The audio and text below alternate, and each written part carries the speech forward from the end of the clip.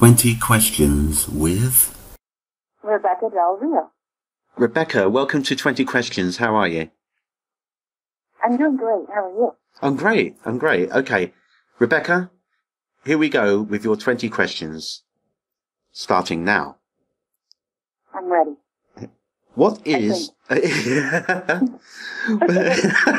Okay, here we go. What is your favourite meal? My favorite meal? What is my favorite meal? Well, I think my favorite meal would have to be any meal that I'm having with a very dear loved one or friend and that we're enjoying together.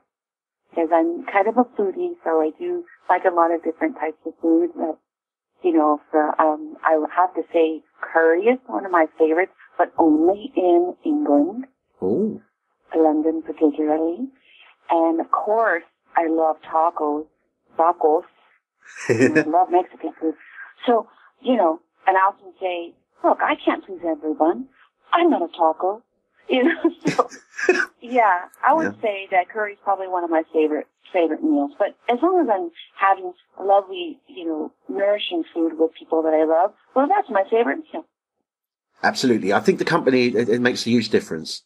Yeah. Definitely. Yeah.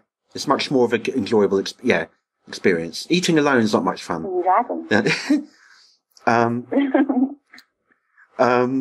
What are some unusual places you've been to? Well, I have been to many, many places all over the world, and as a little girl, I never thought I would ever arrive at so many incredible places. I think that the interesting place that I've been to is this little place called Abitiania, and it's in Brazil. I went there to see John of God. He's a healer, and I took my beautiful late son Philip there, and it's beautiful. And it's a tiny little town, and dirt roads, and little tiny casitas, they call them, these little houses, and everyone just goes and they want so badly to be healed, and so the I guess the overall feeling of the place is that everyone wants everyone to be healed and positive, and I think that probably is the most interesting place I've been to, and I think everyone should go there. It's gorgeous, and it's a little bit of a trek. I think it's about an hour or two outside of Brasilia, but it's pretty fantastic. What is your favourite animal? My favorite animal. And there's another thing that I just love animals so much. I have always had dogs, and I love dogs. I think they're definitely man's best friend. And I had a specific dog that passed away 10 years ago, and I've not had a dog since. So I'm going to have to say my favorite animal would have been that particular Rottweiler. He was incredible. His name was Diego. He had a sister named Frida, of course, and he was the kindest and most amazing dog and friend I ever had, and so docile considering he had this costume, the Rottweiler costume. But I think when they were giving out costumes, he should have been more of like a, little poodle or something, Yeah. He had the wrong costume. He was a great, great dog. So I would probably say dogs. They're just lovely. Yeah, I love dogs. They're so wonderful. Are you ambitious? Well, what do you think? I think that, yeah. Well, I would say that's probably one of the things I am the most. I'm very tenacious. I'm very ambitious when it comes to every aspect of my life. I'm ambitious when I'm at home and just cleaning my house. I have a goal, and I try to get it done as much as possible. But yes, of course, in my career and my family and my love life, and yes, I'm very ambitious. But I think the thing that I always think about when I'm working towards the goal of something that I really want is that, how is this going to affect other people, and how am I going to help people? So I always try to set my goals and my ambitions with helping people in mind, like with philanthropy in mind, always. And I've been that way since I was a little girl, and I always thought, one day, I'm going to change the world somehow, and I hope that I have in some small way. I try every day. I happen to have a charity in my son's honor, and I do the best that I can every single day. So my ambition is always very strong, but it does have that philanthropy in mind. Do you believe in ghosts? And if so, have you ever seen one? Do I believe in ghosts? The answer is 100%. And the other question was, have I ever seen one? And the answer is yes. I do believe in ghosts. I think, and I believe in a lot of different things, spirituality and incarnation, and I'm just open to whatever's out there, and as long as it's positive, I'm there. I have seen ghosts. When I was a little girl, I saw ghosts in my house, and I was the only one. My father saw the ghost. Several people had seen the ghost, and the ghost of this little girl, and I felt very comfortable with this ghost. And then I have had a couple of adventures where I go and seek out some of these places that have been visited by ghosts, and one of them is the Coronado Hotel. That's a great story of the ghost there. And also at the Biltmore Hotel here in Los Angeles, there's some ghosts there. And as a matter of fact, I'm not sure if I've ever said this on an interview, but because no one's ever asked me, but while we were filming my bit for Club Silencio in Mulholland Drive, David chose the Tower Theater, and that's in downtown Los Angeles, and there was this fire there at one point, and years and years before, and sadly someone had passed away, and there's the ghost of that person there, and I felt that ghost. I didn't see it, but I felt it, and we actually filmed something else other than that one bit that is in the movie. There was another bit that was ended up on the cutting room floor, but that particular part was in that area where that fire had occurred. And so I felt the ghost there, and it's fascinating, to think that there's other people all around you. And I don't consider my late son a ghost. I think he's an amazing spirit, and he's always with me. So the answer would have to be absolutely yes. I have seen ghosts, and I believe so. Wowee. Fascinating, that, yeah. That's a lot of info. That's pretty fascinating, yeah. Yeah. And you've got the first, exclusive on that one. Oh, great. Lovely, yeah, that's great. Nice story, that, yeah.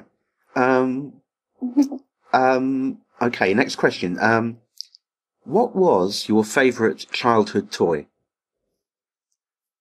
Oh, absolutely. My favorite childhood toy was and always will be a sock monkey. These sock monkeys are they're kind of a American, craft that were made out of these socks from World War II. And during the 70s, my daddy used to always bring them to me, and he would find them in like different yard sales or, church basement sales or whatever, and he'd find me these little sock monkeys, which I called them monkey boots. And I still have them. As a matter of fact, I have a pair of pajamas that have the sock monkey pattern. And so that will always be my favorite toy. Sock monkeys are awesome. And they used to be made by little grannies, they're handmade. Now you can get them in the store, you can make them yourself. But then I have a collection of them, actually. That's fantastic. Yeah. Yeah. A little piece of Americana history, They're great. You know what I'm talking about, right? I do, yeah. You put your hand in them and make them talk? Is that what you kind of mean? Absolutely not. No, absolutely not. Oh, right. Those are sock puppets. Those are puppets. Oh, sock puppets, sorry, yeah. Put your hand up as a puppet. Yeah. Yeah. So, sock monkeys are made out of particular socks that were only made during the World War II, and they're kind of like this light brownish beige with the heel that is red and the toe that is red, and so they use those red heels and toes for the mouth and the butt. And the bum, as they say in your country. I got it. Yeah. And they're really cute. And they're adorable. And they brought me a lot of joy as a child, and still do. Yeah. I love them. Yeah. Take a look at sock monkey. Look it up. I'll have to, sock yeah. monkey. I will. Sock monkey. Yeah. I'll do that, yeah. Okay. Have you ever swum with dolphins? Have I ever swum with dolphins? Yes, absolutely, I have. I went on a cruise with my manager, and it was one of these cruises where you go from the Florida Keys, and then they take you to different islands, and then it also included going to, I think it was Cancun or Puerto Vallarta, who knows. But it was a lot of fun, and during one of those excursions, they had these, you can swim with dolphins excursions, so of course I did. And it was incredible. It was my first experience, and I love to swim anyway. So I'm a water sign anyway, so I just love the water. And I went out there, and there was a few of us, my manager and a couple of other people that were part of the excursion.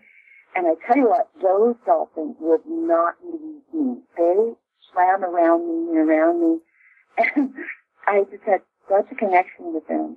And then we got to, hold their backs, and we swam, and we, carried forward. It was quite an adventure. I love swimming with dolphins. I would do it again. Give me the opportunity, for sure. They're magical beings. They are beautiful, beautiful animals, yeah. Mm-hmm. Or mammals, so I should say, yeah. If aliens landed outside your house, what would be the first thing you'd say to them? If aliens landed outside of my house, I guess the first thing I would say to them is, I come in peace. I would love to get to know you. And I'd probably sing llorando. Because maybe that would calm them down if they were aggressive. I don't know. I've never had an experience with aliens, but I believe in them. And they know they're out there. And I just hope that they would know that I'm friendly and that I don't mean them any harm. And I don't wish to part of them. So maybe they would take me up and say, okay, you're going to be our singer. You'll be our, which would be awesome. A music ambassador. I think music comes as savage beast. I think you probably have the same effect on aliens. I would hope so, particularly if they're not very nice aliens, Yeah. Well, right. You need to calm them down, yeah. If anything happened and they decided to exterminate me, then at least I'd go out singing Durando. There you go. As you shoot up into space. Yeah.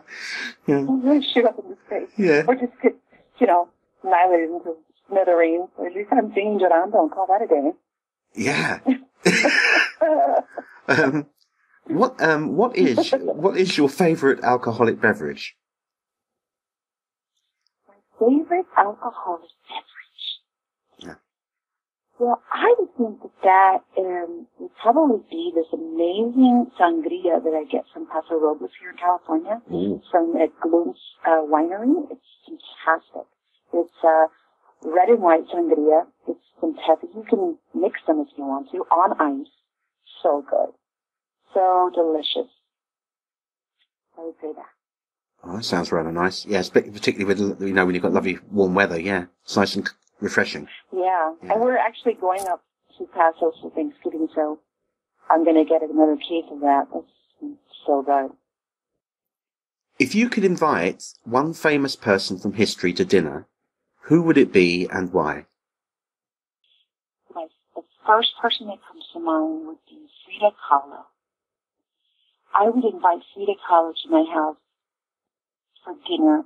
I would cook from the Frida Kahlo cookbook. I probably would totally destroy it because she was an amazing cook. But I would love to talk to her about her paintings of her life with Diego Rivera, all her adventures and her painting, and it would just be so amazing to meet her. She was an incredible artist, and I have to say, an artist who was not trained. Although her husband Diego was trained under Picasso, Frida was not trained. She painted her llanto, her sorrow. So I have a very deep connection with her, which is why I named my puppies after her, Frida Diego. So I would invite her. I don't know if she would like the food, but I would try. And if anything, we would just sit and have some of that sangria and talk, and she could tell me about all her adventures. And that would be amazing. What do you like to do to relax? I like to do many things to relax, but one of the things that I do twice a day to relax is transcendental meditation. I'm so grateful to my teacher from the Gateway Foundation, be close to them. So I think that those are the things that I like to do. Relax, and there's a lot of other things that we can all do. But I think the TM is the most important thing for me. It does relax me. I'm an incredible human being. So that's what I do to relax. What is the best piece of advice you've ever been given? Well, when it comes to advice, I have been given a lot of different advice that was really fantastic, and each nugget of information has worked for me for that particular issue or incident or area of my life. Most recently, I can say, I was given this advice by Frank Byers. He was the VP. Are you familiar with him? I am, yeah. He was on the original Twin Peaks, wasn't he? Yeah. Exactly. Yeah. Exactly. and I was part of a panel, and someone in the audience during the Q&A had asked what would be the best advice you could give to someone who's starting out as a director or a writer or, performer. And the thing that he said that really hit me was, he said, take every job, no matter what the money is. Because that job, it might be $50. That job would lead you to something really fantastic. You meet different people, you network, you may meet the next level of life, or I don't know, I'm not sure he didn't say all that, but that's what I got out of it.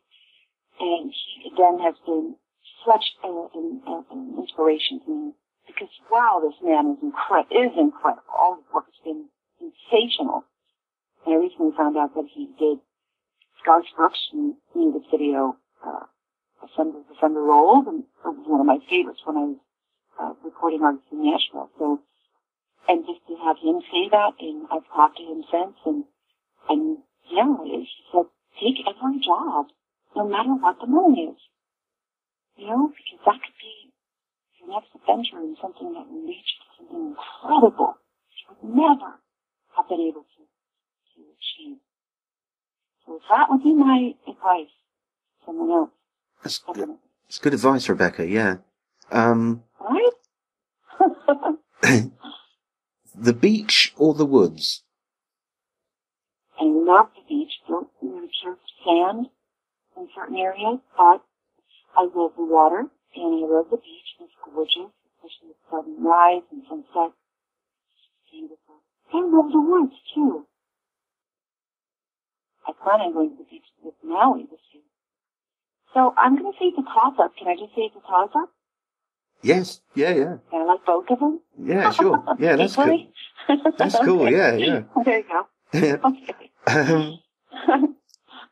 What is your favourite film? Oh my goodness, that's a great question. Yeah, wow. There's so many to list, I can tell you that my favorite David Lynch film is Blue Velvet. Blue Velvet, #1 film ever. Yeah. Isabel Rossellini, gorgeous. Adapt that. When I saw that film the first time, I just lost my mind. Like, what is happening, and why do I like it so much? But it's just so incredible. I think that's the best work And then Mulholland Drive, of course. Hey, one of my favorite films of all time was Like Water for Chocolate. An incredible film. Gorgeous, gorgeous cinematography. Beautiful story. I could totally relate to it. The history and you know, the culture. It's beautiful. And it's set in the, 1800s, the Victorian age, And that's one of my favorite eras. I'd say that's my favorite film. There's so many films that I love. What Dreams Me comes to mind. Stunning film. I mean, there's films that are similar to the songs that I sing. They're touching. They have that sorrow. So I can relate to them.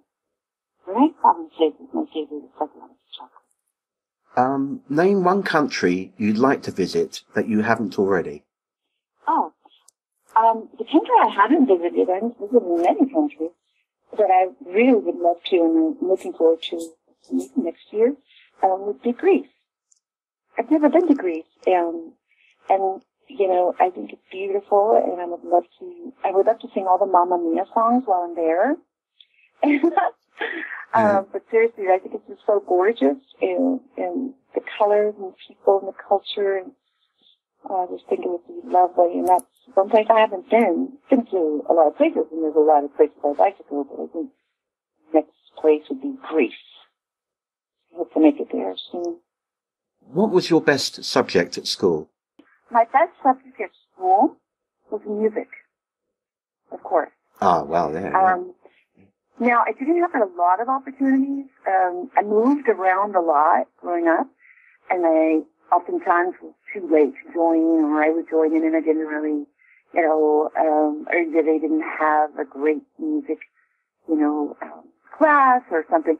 But any chance I got that I could be in music, I was in choir or band or anything that had to do with music, because obviously that's what I do. And I was born with this voice. I never trained. I never, I really couldn't afford any voice teachers or anything. So that was the only opportunity I had to learn music, was to do it in school. And I always wanted to go to like Juilliard or some college or university where I could expand my musical knowledge, but I never got a chance to do that. But so I just expanded by singing and traveling the world and sharing my music. That's exactly how I do it now. But yeah, that's my favorite subject is music. It certainly wasn't math. Oh, God, yeah. I don't think anyone likes that. No. Oh. Do you think that dreams have meanings? Well, I think that dreams have meanings. I absolutely think that. As a matter of fact, I come from a very long line of dreamers and women that have had dreams that have come to fruition. It's almost like premonition. I am one of those women. I can have a dream and then it happens. I'm really glad that they don't all come true, because some of those dreams are ridiculous. But some of them have. For instance, I was in Nashville. I was just about to do 2 shows with my managers, and my manager set them up so I could get a record deal. I was very young. I had a dream the night before that I woke up late, missed my hair appointment, ended up at it's called the EMI hot dog party, and all the food was eaten. No one was there. I met this man who had this classic car. And then the next day, at the time, we didn't really have, our cell phones I didn't have a cell phone, I don't think, no. And so I did wake up late. I did miss my hair appointment. I did end up at the AMI party. But the food was still there, and lots of people were there. And I did meet a man who had a classic car. God. And he ended up being a very dear friend of mine. But that sort of thing happens. That's happened a lot. It's extraordinary, yes, Rebekah, I definitely yeah. believe in dreams and interpreting dreams, and we're always trying to interpret our dreams. And we think that many times our dreams just basically, they're product of our fears, or anxieties, or happiness, or change. I have a recurring dream to tell you about this house, always moving into this house. always moving into it. And in the last 5, maybe even 10 years, 9 years, I've had the dream of this particular place, and I'm always making sure that the movers put the boxes that belong to my son in his room. That goes in Philip's room. That happens all the time. The recurring dream. And as you know, my son is no longer on this plane, but I always make sure he has a room in my dreams. So what does that mean? He's always going to be in my life, you know? And that I'm moving, actually, because I'll have to move within a year. So I'll make sure to have that lovely room for Philip. Yeah. Yeah. Very important. Very important. If you were stranded on a desert island, what one item would you like to have with you? What item would I like to have with me? Well, you know, the first thing you would think of would be a first aid kit. Yes. Okay. But if it's what's that word? What's the word? If it's something that, you know, I could do without, that I really would like, is that the question? Or is it something that I really need, like medicine? You could only pick one item that you would need to have, you would like to have with you. I would like to have, but not need, right? Yeah. I want to be clear about this. Okay. I just want to be clear. I think that I would like to have, I would definitely like to have an album of, you know, music. I would have music, and it would most likely be the greatest hits of Karen Carpenter. But then you'd need something to play it on, though. So that's 2 items. Well, that's true. See, I was trying to be specific about this, but okay. The one thing that I would need, that I would like, that I don't need another thing to operate it. The one thing that I would like, if I was stranded on a desert island, the one thing that I would like to have with me is my son. Yes. Yeah. I would like to have my son. Yep. That would be really great. There you go. That would be wonderful, Rebekah, yeah. That would be amazing. That's the best. We had so much fun trying to figure out how to make stuff how to build out of things and things like that. Yeah, yeah. Oh yeah, are you kidding? That kid was so smart. She would have a whole house built for me in a month. Yeah, that would be great. Yeah. Yeah. Yeah. Who again? You may well answer the same way here. Who would you like to be stuck in an elevator with? Stuck in an elevator. Well, yeah, of course I would say my son. But let's see. Who would I like to be stuck in an elevator with? That's a hard one. There's so many people I would not like to be stuck in an elevator with,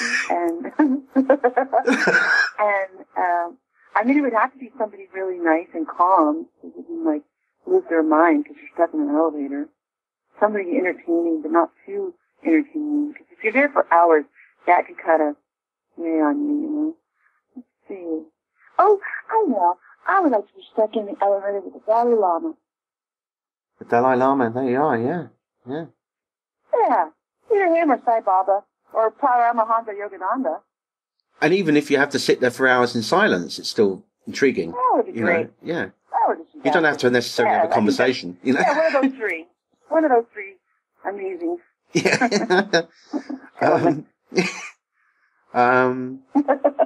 If you had a superhero power, what would it be and why? I think if I had a superhero power, it would be the power to stop hunger. No one should be hungry. Nobody, especially children. No one should be hungry. Not in this country, especially. Nowhere in the world should any child go hungry. So if I had a superpower, it would be to stop hunger and to be able to provide food for everyone. That's a great answer, Rebekah. It's the truth. It makes me cry. It's terrible. It is true. It is true. To feed the children, and just seeing that in my own country, in Tennessee, and where I was living, and I saw this bunch full of people, these poor, beautiful children. You know, why are they living up in the hills without shoes and no water and food? What's happening? How is this possible in the great, state of Tennessee and the United States of America? How is this possible? It's ridiculous. And that, Rebekah, is your 20 questions. Let me just say one thing. Yeah. I know that there's a lot of tragedy and a lot of waste and a lot of beautiful, beautiful lives that are out there suffering, but there are a lot of really wonderful people doing the best they can and helping, philanthropists, people like you and me, just helping when we can. And so there's a lot of love out there, and it's not all negative, and so we're really trying. And I think we all should do our part. Whether it's just one day you see somebody on the street and they're passing by, they look like they might be struggling with something or sad or busy or angry or whatever, just give them a smile. And if you happen to have, half of the sandwich you don't want to eat, and you see someone on the street and they're hungry, give it to them. These are some things that we can do that are so simple that make the world of difference to somebody who's struggling, who doesn't have all the things we have. That's great, Rebekah. Thank you. Thank you so much for joining me on this as well. I really appreciate your time. Oh, you're quite welcome. Thank you for waiting. It's just been on tour and I've been really busy, and so quite really nice of you. And I enjoyed your 20 questions. I didn't know what they were, and it's really good. It makes you think. Like, what would I do? So. Yeah, now I'm just going to fantasize about me and a Dalai Lama in an elevator. Yeah. What I would say to him. What do you say to me? What would you say? Yeah. Put up on an island. That would be fun. Yeah. So I'll take that with me. And Frank, thank you very much. It's been a pleasure. Oh, you're very welcome, Rebekah. And thank you guys for listening as well. I hope you enjoyed it. And we'll be back with more 20. Thank you. And we'll be back with more 20 questions very soon. So until then, guys, take care.